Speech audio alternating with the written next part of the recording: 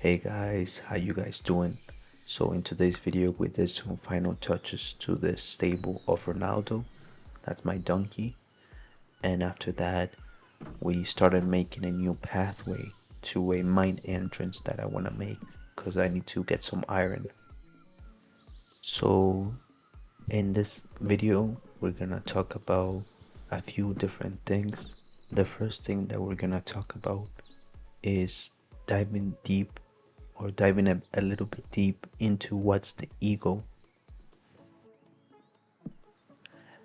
And in this video, we're gonna mention a book called No Self, No Problem by Chris Niebuhr.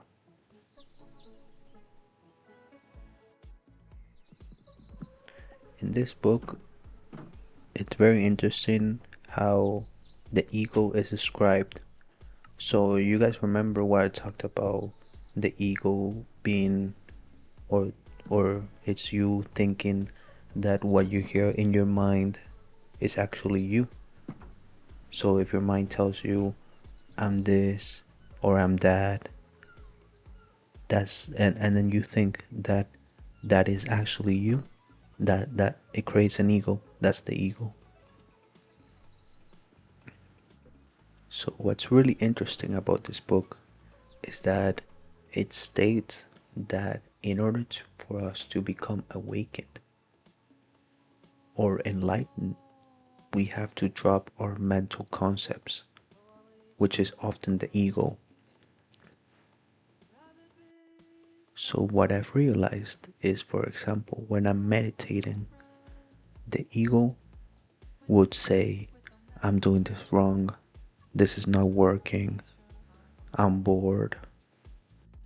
But what we have to know is that you just have to continue.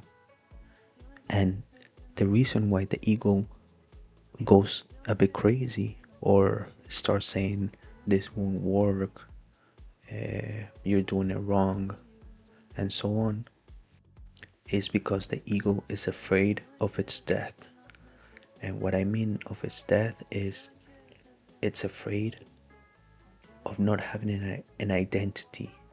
The ego thrives on having an identity of some sort, either by saying you're special or you're not special or whatever. But when you drop all the concepts, all mental concepts, you realize that the ego dissolves, and that's when you truly live life as it is. So yeah guys, I recommend you guys, if you can meditate, you'll realize that when you're meditating, there's gonna be a voice that's saying this is not working, you're bored, what are you doing, you're wasting your time, or it drags you back to the thoughts. But it's like it's the ego that's afraid of its death, because when the ego dies, it loses that sense of control, of knowing who am I and what's happening around in the world. And moving on from that point, we go into why the mind resists the present moment. And the main reason why the mind resists the present moment is because it's conditioned to always seek fulfillment in the past or future. And this goes back into the topic or the book that I was just talking about. So yeah, there are a couple of reasons why the mind avoids the present moment, and we're gonna name a few of them. The first reason is attachment to time. The mind is constantly seeking a sense of identity in memories or in anticipation of something better in the future. Fear of stillness. True presence requires surrender, but the mind fears losing control. It thrives on problems, narratives, and distractions to maintain a sense of self-importance. Dissatisfaction as a habit. The ego is never truly satisfied. Even when you achieve what you desire, the mind quickly moves on to the next thing, creating a cycle of wanting. Illusion of lack. The mind often believes that the present moment, which is not true, is incomplete or insufficient. It projects that something is missing, which leads to feeling boredom. So, in order to get out of the ego or this overthinker, the suggestion is that we have to observe our mind without identifying with it. So this goes back into the topic of using the observer as a tool to lead you into awareness. So you sit on the boat as the observer and just watch the waves go by. The waves are your thoughts, but you don't identify with them. You know that they are not you, but you don't judge them.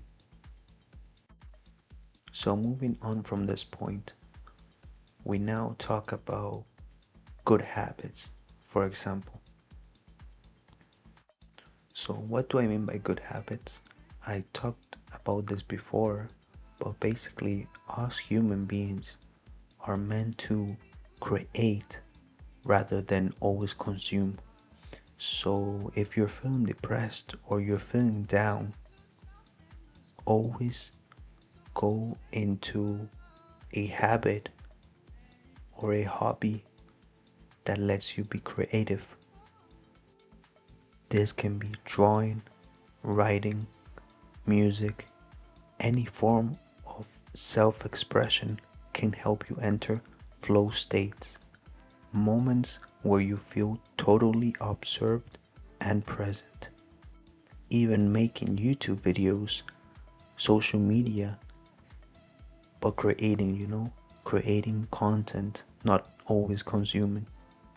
So moving on from this point, I also found something interesting that I read, and it's that people who speak multiple languages might actually have different personalities in each of them.